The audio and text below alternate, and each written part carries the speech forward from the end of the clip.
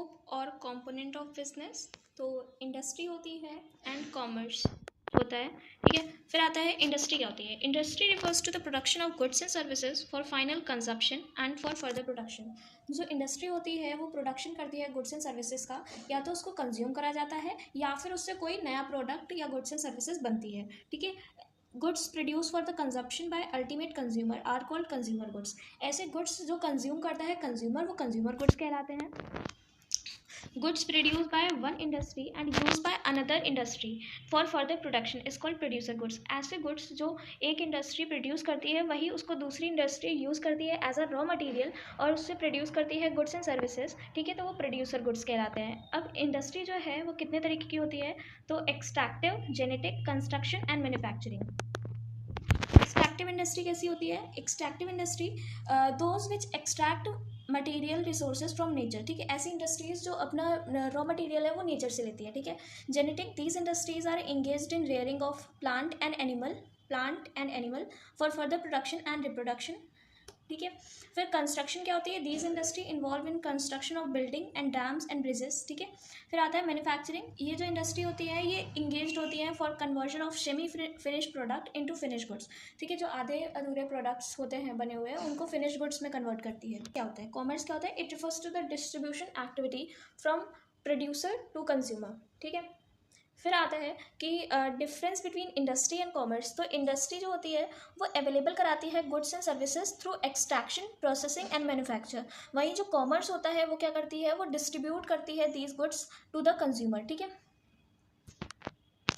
फिर types of मतलब इसके टाइप्स क्या क्या होता है कॉमर्स में। तो ट्रेड आता है, ठीक है।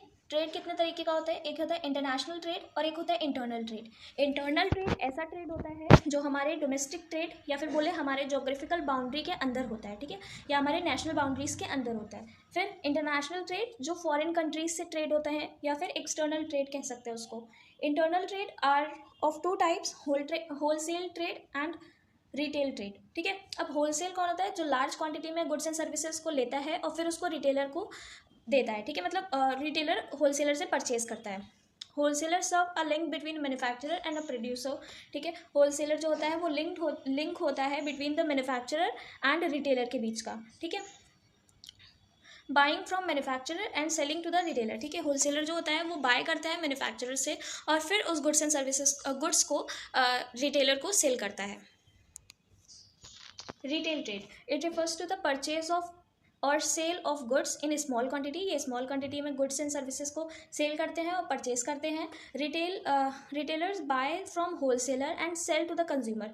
देखो रिटेलर जो होता है वो पहले होलसेलर से खरीदता है, फिर हम लोग उससे जो कंज्यूमर होते हैं वो रिटेलर से लेते हैं, जो शॉप्स वाले होते हैं, ठीक है।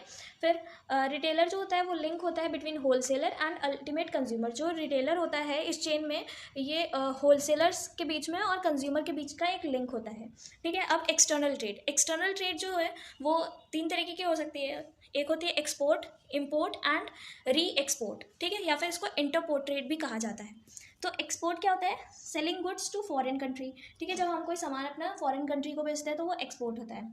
इंपोर्ट मतलब सामान बाहर से आना, तो buying goods from foreign country into national territory, मतलब हमने किसी दूसरी कंट्री से गुड्स खरीदा इंडिया में, ठीक है। फिर री एक्सपोर्ट मतलब also called as entrepot trade. It means जैसे कि मैंने किसी दूसरी कंट्री से गुड्स खरीदा, ठीक है, वो मेरे इंडिया में आया, फिर मैंने उसको श्रीलंका भेज दिया, मतलब फिर से मैंने उसको कहीं और बेच दिया, ठीक है। तो ये इंटरपोर्ट ट्रेड या एक्सपोर्ट ट्रेड री एक्सपोर्ट कहा जाएगा, ठीक है।